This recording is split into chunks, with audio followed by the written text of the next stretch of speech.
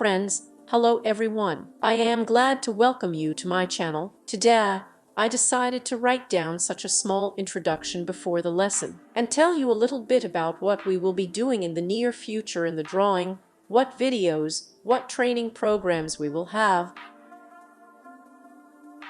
Well, I want to say that in my classes I adhere to the program of academic drawing. If you type an academic drawing program in Yandex, you will always fall out in the first lesson that students draw a cube. And academic drawing begins with this, with learning how to build simple geometric shapes.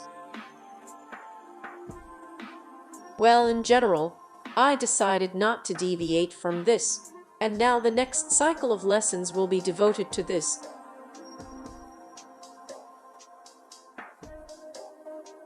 We will learn to draw objects with you. It will be a cube, a ball, a cylinder, and a hexagon. I would like to say a few more words about how important this is. This is really very important. This is such a good foundation that you lay in yourself as a draftsman.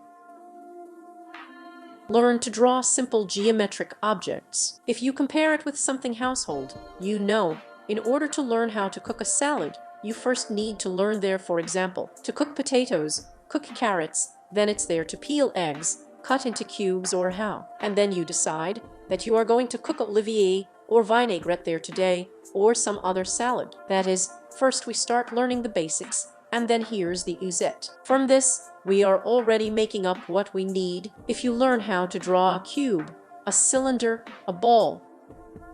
Well, this is the main thing. A cube, a cylinder, and a ball are probably the main ones, but I will also include a cone and a hexagon in this cycle. Now, if you learn how to do this, then you will be able to make still lifes from these objects. And not just still lifes from these objects, but also still lifes from simple household objects of some kind. In fact, our whole world consists of these geometric shapes. No matter how strange it may sound, the whole interior, exterior, there are parallelepipeds everywhere, cubes everywhere. The human head also consists of. In other words, it can be decomposed into geometric shapes. There's some kind of vase, it's a cylinder, some kind of kettle, it can be a cone, or a cylinder with a handle, with a spout. That is, in this way, you do not think that by learning to draw a cube, you are learning to draw a cube. By learning to draw a cube, you are learning to draw houses, you are learning to draw stools, you are learning to draw a sofa, a table, and so on, and many, many, many objects. And learning to draw a ball, thereby you learn to draw a very large number of objects too. Some fruits, apples, heads, and many, many, many other things. So I assure you that it is really important to learn how to draw objects.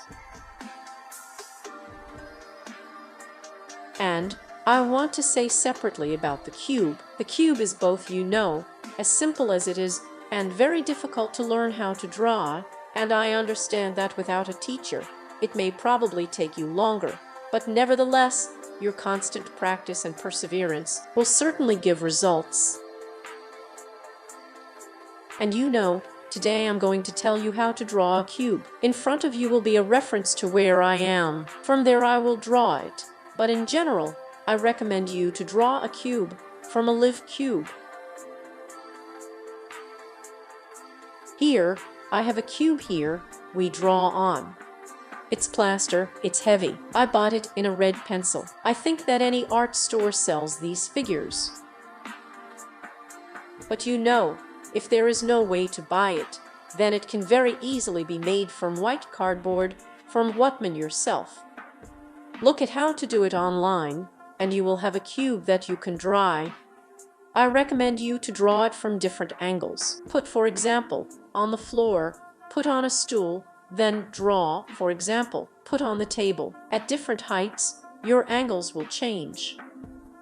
And it is necessary to change not only the heights, but also the direction. You can put it like this, you can put it like this, you can put it like this, you can put it evenly.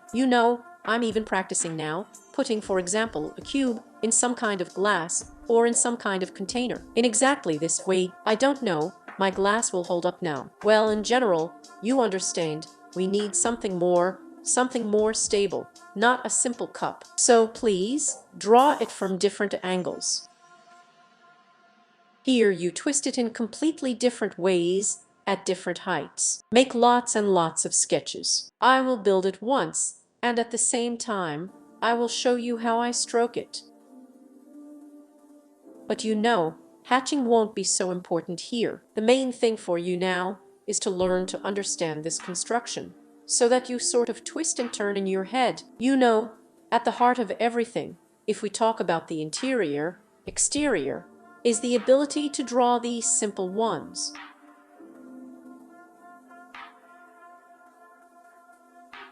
By the way, I paint interiors beautifully. I worked as an interior designer for 1 year in my life and painted many different rooms every day. Maybe someday we will come to the fact that on this channel I will tell you about. In other words, we will start some kind of course on interior design. It's really very interesting. It's not that easy, but nevertheless, it can also be learned. What do I want to say? For example, if we have a chair, we need to draw a chair, and you are in your head, you also need to develop spatial thinking. And so drawing a cube from different angles, at different levels, it lays in you very well exactly this spatial thinking.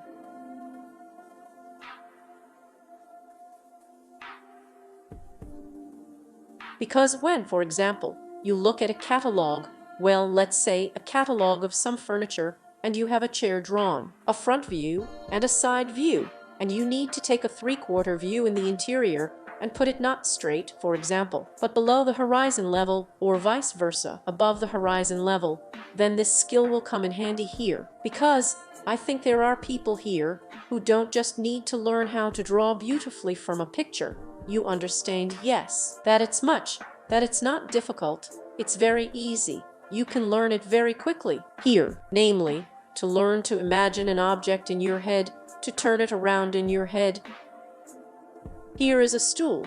They give it to you like this, and you have to turn it, yes, turn it upside down, and draw it from this angle. Either a chair, they show it to you directly. You are already turning it over in your head by 3/4 there. Or you turn it over in general, or you put this chair on the floor at all, and draw it like this, as you already imagine it.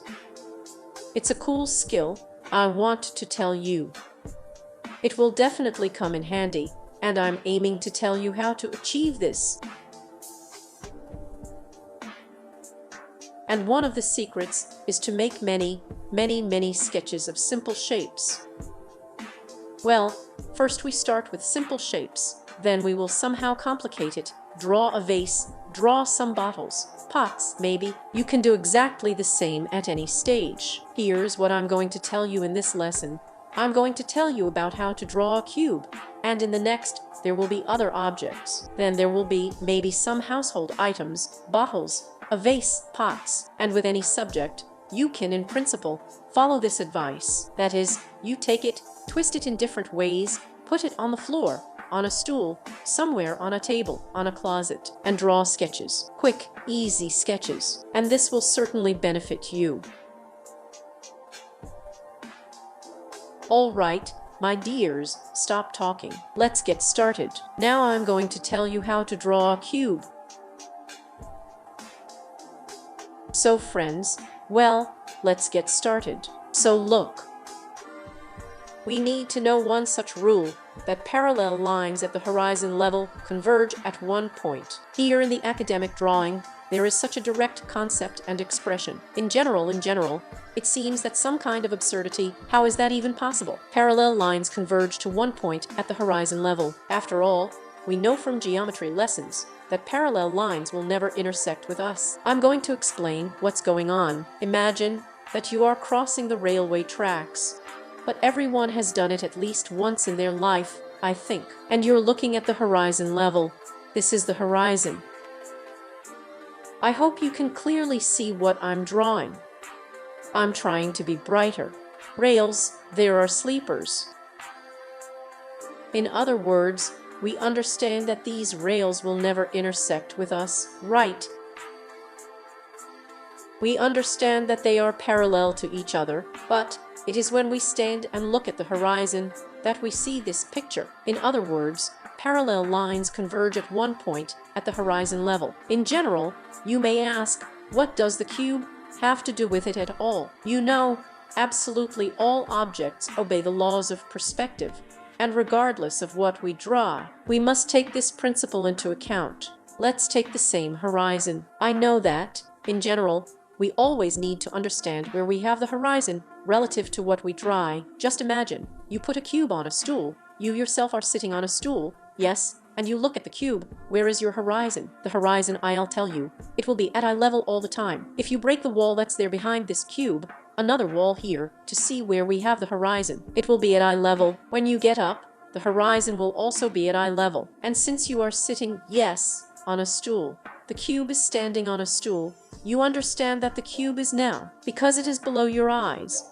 it turns out it is below the horizon, and we will draw it below the horizon. If we extend the faces of the cube, then these same faces will also converge at one point.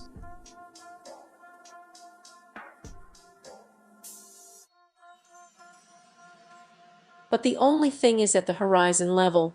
The only point is that the cube has two vanishing points if we compare it with a railway relative to a railway. Yes, the railroad had one vanishing point. The cube here has more like faces, more straight lines.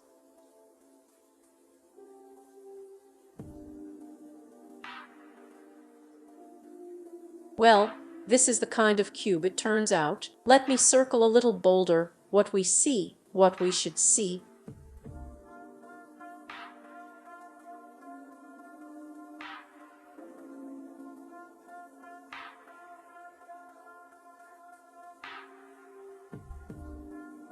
There are facets that we don't see. By the way, here are the faces that we don't see. We will definitely draw them with you too. Well, here is such a cube turned out. I mean what? Let me say again what I did. I lengthened the edges of the cube, and at the horizon level, they converged into one point. On this side is the vanishing point, and on this side is the vanishing point. In other words, from here we can conclude that these lines, this line, this line, this line, this line, they are narrowing. And these four faces of the cube, they are also narrowing. The vertical faces will not narrow in any way with each other, but they will shrink.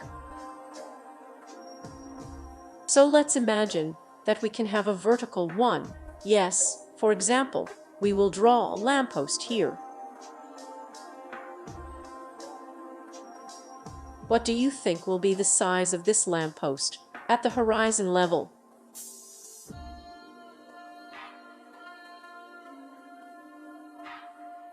That's right, it will turn into a single point. At the horizon level, everything turns into one point. The next pillar from it, it will be a little smaller, the next one even smaller, then even smaller, and so on, until at the horizon level, it all converges into one point.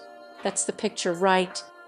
These faces of the cube are vertical. They are like lampposts. The further away from us, the less. In other words, this is the edge it is closest to, so it means it is the most. It's a little further away, so it's a little smaller. But that face is the smallest, and it is the furthest from us, like the farthest, for example, pillar. Friends, and now I would like to show some works on this topic. Here is the lower diagram, a perspective on two vanishing points. This is about the cube that I built. And on the right, on the left, a little further, two more cubes. These are the kinds of jobs you can do at home yourself. Train, do below the cube in horizon level, do at the cube in horizon level, do above the cube in horizon level. Try to make the cube lines a little brighter than the construction lines. Make the construction lines pale. And here's the next job. Look carefully. I really like it. In other words, you draw the horizon and then arbitrarily make 9 cubes like this. Here you can also do such a task.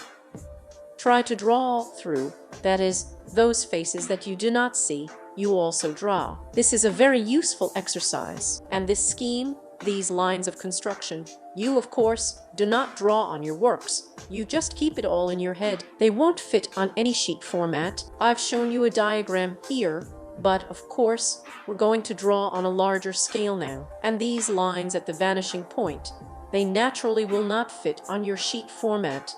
If you draw the subject compositionally competently, with respect to the format and size of the sheet, then in this case, the vanishing points on the surface of the sheet, on the area of the sheet, do not fit. I draw, of course, with respect to the whole sheet, a very small sketch here, so they fit me.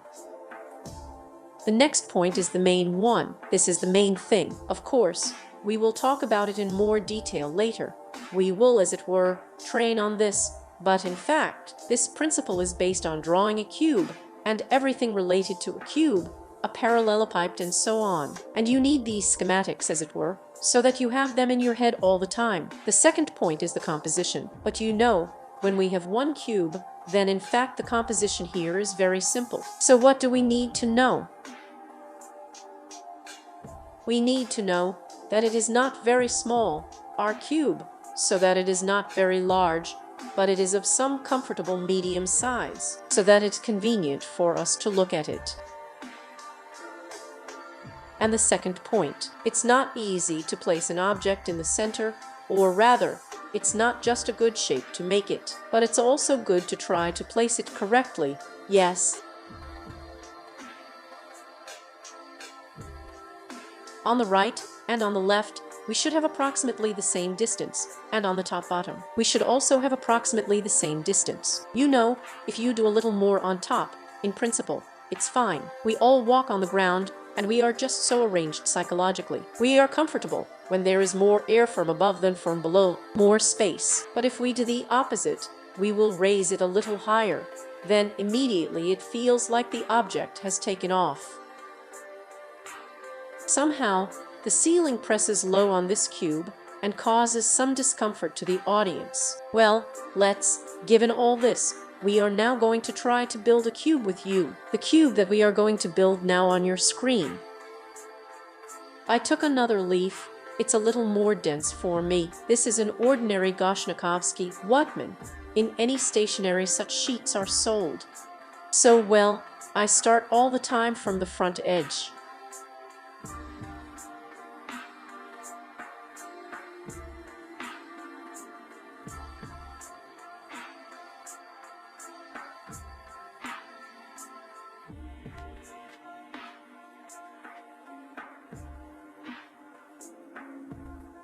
You know, you can just throw lines first.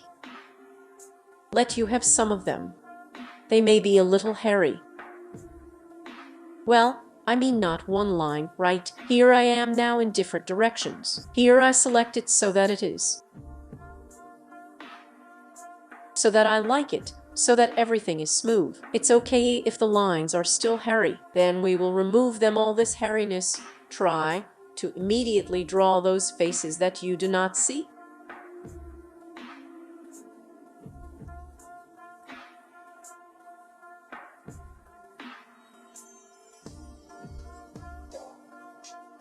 So I'm sorry. In fact, it's quite inconvenient to draw on outstretched hands. And you understand, yes, that if I draw as I usually do, leaning forward a little, then I will block the camera with my head. Therefore, we have to try somehow.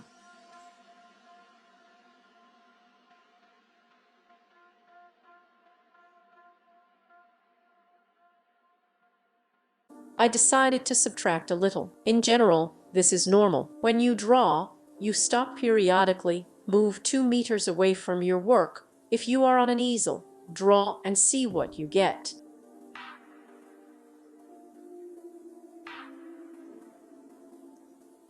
And sometimes you have to tweak a little. Yes, I have these here. First, I took this eraser, which was on the table, Kakiners. I cut it diagonally all the time. That is, here is an eraser. Here I have it a little bit already. Well, it has been washed many times. Rectangular, if the eraser cut it like this, you will have two erasers, and you will have one of them, or rather, both will be with sharp corners like these, which are very easy to erase and very easy to clean up. That's exactly if we are talking about the hairiness of the line. Here we need some moments. For example, I take once and remove the excess with plastic. You know, I'll say a few more words that the guys and I use a simple thread. Here I do not know how, I have not seen teachers do this, but I will tell you this little secret. Here is such a thread. What does it allow us to do? First of all, of course, we cannot build according to the ruler. We need to learn how to draw straight lines by hand, and in order to somehow check yourself how smooth the line is, you can do this with threads. If some kind of wavy line has turned out like this, or that we put at one point, at another point, and look at whether the smooth line coincides with this thread. I have such carnations at the top of each easel, and there is a thread on this carnation all the time, and we check the evenness of the line first of all, and the second point is that we check the hairiness of the line.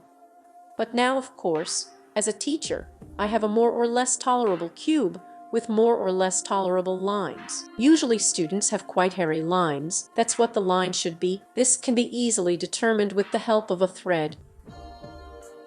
You should have a line such that when you close the line with a thread, you should have the feeling that it is not there at all. That is, nothing sticks out on the right, on the left. If you see what you have on the right, that is, we also check our lines for hairiness thanks to this thread. If you have something on the right and on the left, you see something on the thread, you take a sharp eraser. Eraser, by the way, I also have such a thing as sharpening an eraser. When the very round ones are erased here, we cut it again so that the tips are sharp. This plastic, by the way, now it would be possible to do such a circumcision with it, but I'm not going to get distracted by that right now. So we just remove all unnecessary.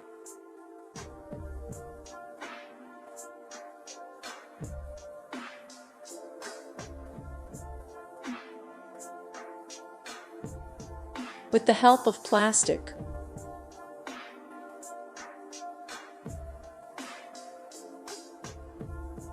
And the second point, well, not the second point, one more point, I want to tell you that about the thickness of the lines, and in general about the lines that we are building, which we are not building. We build all the lines, everything you see, and even what you don't see. In academic drawing, we learn to look at objects as if. It's as if we look through them and see those facets that we don't see live and necessarily draw them. These are the facets that we do not see. We have these lines built quite easily and airily. They are very light, and they are certainly paler than the main lines. And those facets that we can see, then of course we already draw them more vividly, more boldly.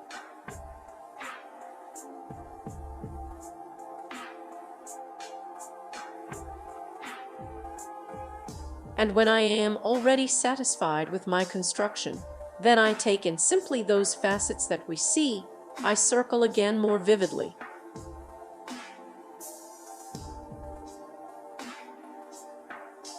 Well, not straight, you know, black, no, you don't have to do that. In the end, we have to shade these faces as well.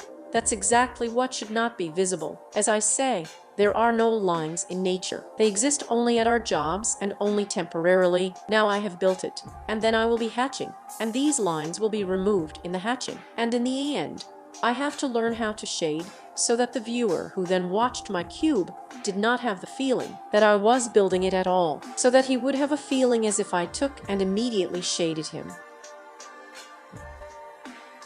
Well, this is the kind of cube we got, and you know, I'm going to start hatching it now. Friends, you know, in this lesson, I decided not to write down an explanation of how I stroke, because I got a video for an hour at all. But in the next lessons, when we draw other geometric shapes, I will already explain the hatching, how it is done, how the plaster is hatched, the direction, and so on. Now you can just watch an accelerated video of what I'm doing. I start with a dark one, with a dark edge, and gradually cover the entire cube in tone. You know, a little more, let's say a couple of words, After all, we will run through the construction from beginning to end. Where to start anyway? I started from the frontmost vertical face, and from it, I took 2 faces of the cube to the right and 2 faces of the cube to the left and I, which are considered parallel as it were, but at work they narrow a little to the right and narrow to the right, tending to the vanishing point, and the left faces of the cube tend to the left vanishing point and also narrow. As for the vertical faces, the front face is the highest. The face on the right will be a little smaller, there is about a centimeter difference there. And the face on the left will also be slightly smaller because it is further away, and the smallest vertical face of the cube will be the one that we don't see, which I have semi-transparently drawn now. This, my dear ones, is the basis. Thank you so much for watching this video to the end. Please ask your questions in the comments. Write what you liked, what you didn't like. I will be happy to answer all your questions. And in the next lesson, we will try to draw a hexagon with you.